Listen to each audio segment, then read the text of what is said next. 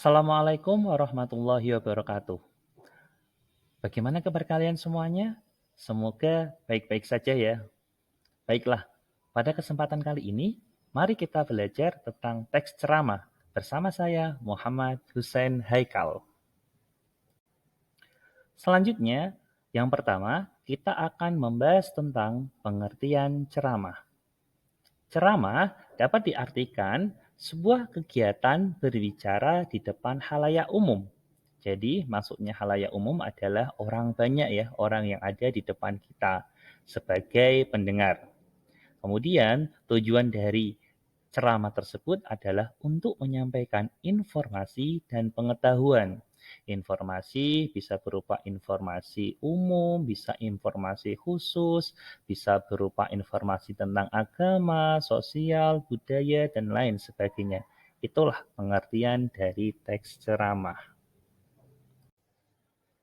Berikutnya, pembicara yang biasanya membawakan ceramah umumnya adalah orang yang dianggap menguasai bidangnya dengan baik. Jadi maksudnya adalah ketika kita ingin menyampaikan suatu informasi kepada halayak umum, sebaiknya kita itu menguasai apa yang kita sampaikan. Contohnya, ketika kita berbicara tentang kesehatan, sejatinya kita harus tahu apa itu kesehatan. Lebih baik yang bidangnya seperti dokter, perawat, nah, ataupun sebagainya. Kemudian ketika kita ingin berbicara tentang pendidikan, ya sebaiknya memang orang-orang yang kompetensinya berada di dunia pendidikan, seperti guru, dosen, dan lain sebagainya. Selanjutnya, ceramah dapat dilakukan secara langsung maupun menggunakan sarana komunikasi seperti televisi, radio, dan internet.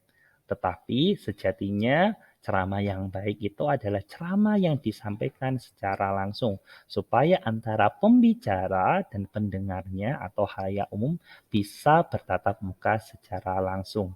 Tapi tidak dipungkiri bahwasanya dengan berkembangnya teknologi saat ini yang namanya kegiatan ceramah dapat dilakukan melalui media seperti televisi, radio, dan internet seperti yang telah dijelaskan sebelumnya.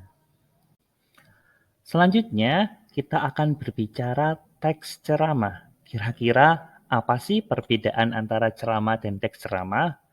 Nah, kalau ceramah itu adalah kegiatannya, sedangkan kalau teks ceramah itu adalah sebuah teks atau sebuah bacaan yang digunakan oleh seseorang untuk berceramah. Kemudian, maksud dari teks ceramah adalah teks yang berisi informasi atau pengetahuan untuk disampaikan kepada halayak umum oleh pakar atau orang yang ahli di bidangnya. Jadi, sejatinya sama seperti pengertian ceramah. Hanya saja sekali lagi saya tekankan, kalau kita berbicara ceramah berarti berbicara tentang kegiatannya. Sedangkan kalau kita berbicara teks ceramah berarti kita membicarakan teks atau bacaan yang digunakan oleh orang untuk berceramah. Isi teks ceramah. Pada dasarnya, isi teks ceramah biasanya berkenan dengan informasi tentang beragam kehidupan, baik kehidupan ekonomi, sosial, budaya, pendidikan, maupun kesehatan. Isi tersebut dianggap sesuatu yang penting bagi pendengarnya karena dapat memberikan wawasan dan ilmu pengetahuan bagi pendengarnya. Jadi, nanti ketika berceramah bisa menyesuaikan dengan halayak umum atau pendengarnya. Kira-kira halayak umum itu lebih tertarik membahas tentang apa? Nah, kalau memang lebih banyak suka ekonomi, kita bahas ekonomi. Kalau sosial, ya sosial, dan seterusnya. Jadi, bisa disesuaikan dari halayak umumnya atau temanya. Sehingga apa? Antara apa yang disampaikan oleh pembicara dan apa yang diterima oleh pendengar sama-sama saling menguntungkan dan saling menerima. Masih berkaitan dengan isi teks ceramah. Isi teks ceramah selalu berkaitan dengan tema ceramah yang hendak disampaikan. Misalnya, ketika kita ingin berceramah bertema kebersihan, ya berarti isinya harus berkaitan dengan masalah kebersihan pula. Maupun sebaliknya, ketika kita berbicara tentang pendidikan, berarti isinya membahas tentang pendidikan. Selanjutnya, teks ceramah biasanya memiliki pesan yang bertujuan untuk tidak hanya memberikan ilmu pengetahuan, tapi juga bisa memberikan nasihat, petunjuk, atau sebuah petuah secara lisan. Khalayak yang mendengarkannya pun bisa siapa saja. Jadi, secara umum semuanya bisa mendengarkan dari apa yang ingin disampaikan oleh pembicara. Berikutnya, kita akan berbicara tentang struktur teks ceramah. Kira-kira apa sih itu struktur? Struktur itu bisa diartikan bagian-bagian atau hal-hal yang merupakan bagian dari sebuah teks. Nah, pada kesempatan kali ini, teks ceramah terdiri dari 3 struktur. Yang pertama adalah satu, yaitu bernama tesis, atau bisa diartikan secara umum adalah pendahuluan. Pada bagian tesis, yaitu bagian yang berupa pengenalan isu, masalah, ataupun pandangan pembicara tentang topik yang akan dibahas. Jadi, bisa diartikan tesis ini seperti tema. Jadi ketika kita ingin berbicara tentang topik, ya sesuaikan dengan temanya. Bisa tadi ada ekonomi, sosial, budaya, pendidikan, kemanusiaan, dan lain sebagainya. Selanjutnya, struktur yang kedua adalah argumentasi atau secara umum dinamakan isi. Pada bagian ini, bagian argumentasi bisa berupa pembicara berkaitan dengan pendahuluan atau tesis. Pada bagian ini dikemukakan pula sejumlah fakta atau data yang memperkuat argumen-argumen pembicara atau bisa diartikan alasan-alasan kenapa kita berbicara tentang masalah di bagian tesis. Contohnya ketika kita berbicara tentang ekonomi, kita mengambil topik resesi. Bisa mengapa resesi itu bisa terjadi, apa sebabnya, apa akibatnya. Nah, itu bisa kalian masukkan ke dalam bagian struktur teks ceramah yang berupa argumentasi. Atau kita bisa membahas contohnya tentang kesehatan. Dulu pandemi COVID ataupun vaksin. Nah, argumennya, kenapa kok bisa ada COVID? Apa penyebabnya? Dampaknya apa? Kemudian kita berbicara tentang vaksinasi. Mengapa kita perlu vaksin? Siapa yang bisa saja vaksin? Itulah penjelasan pada bagian argumentasi. Bagian yang terakhir dari struktur teks ceramah adalah penegasan ulang atau secara umum dinamakan penutup.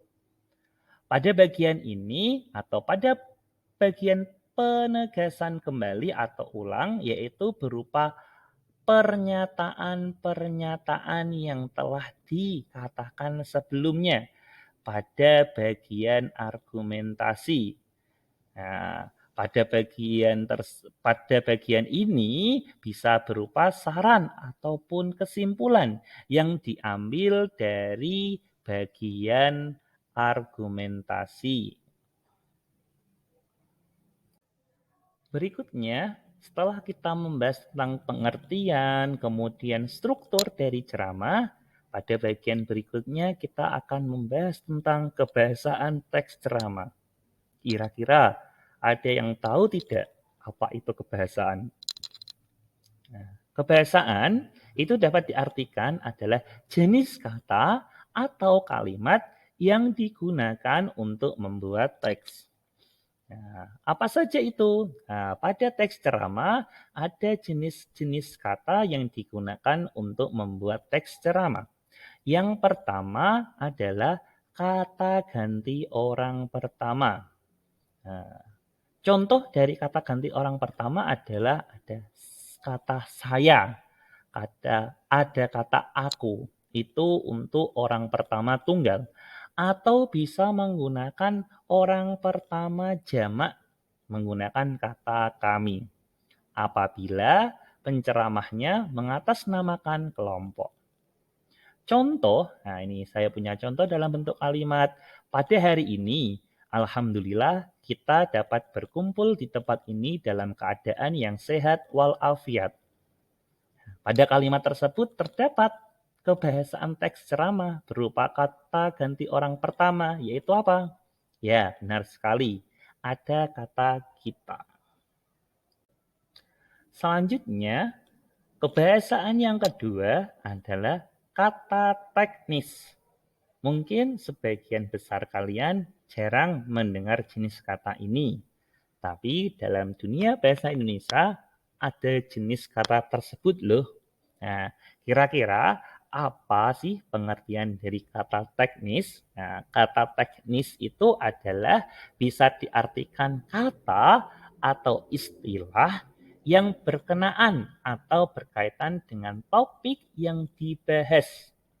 Nah, seperti contoh, ketika kita ingin membahas kesehatan, berarti kata teknisnya bisa berupa vaksin, kemudian bisa berupa dokter, bisa berupa virus, bisa berupa penyakit, dan lain sebagainya. Contoh yang lain, ketika kita ingin membahas tema tentang ekonomi, nah, ada kata resesi, ada kata laba, ada kata rugi, ada kata produksi, dan lain sebagainya. Gitu ya. Nah, kemudian untuk contohnya, di sini saya mempunyai sebuah kalimat. Sekarang mari beralih ke bidang lain, yakni kurikulum pendidikan. Nah, pada kalimat tersebut terdapat contoh kata teknis, yaitu apa? Ya, benar sekali. Kata kurikulum. Nah, kata kurikulum berasal dari tema pendidikan. Selain kata kurikulum, kata teknis dari tema pendidikan bisa berupa guru, bisa berupa sekolah, bisa berupa buku ajar, bisa berupa pembelajaran, dan lain sebagainya. Berikutnya, kebahasaan yang ketiga dari teks ceramah adalah konjungsi kausalitas. Apa itu konjungsi kausalitas? Sebenarnya konjungsi itu kata hubung ya. Kemudian dari kata hubung tersebut memiliki banyak sekali jenis-jenisnya. Salah satunya adalah kausalitas. Makna dari kata kausalitas adalah sebab akibat. Jadi yang namanya konjungsi kausalitas adalah konjungsi yang bermakna sebab akibat. Contohnya apa? Nah, di sini ada contoh sebab, karena, akibat, oleh karena itu, sehingga. Nah, itu beberapa contoh dari konjungsi kausalitas. Kemudian di sini saya mempunyai contoh penggunaan konjungsi kausalitas dalam kalimat. Nah, saya mengutipnya dari sebuah teks ceramah. Contohnya, saya melihat ketidakberesan mereka berbahasa. Hal tersebut karena kurang wibawaan bahasa Indonesia itu sendiri di mata mereka. Nah, dalam kalimat tersebut terdapat penggunaan konjungsi kausalitas. Kira-kira apa? Ya, benar sekali. Ada kata karena. Kebahasaan teks ceramah berikutnya yaitu pada nomor 4 ya, ada kata verba mental. Kira-kira apa itu verba mental? Nah, verba dapat diartikan sendiri sebuah kata kerja.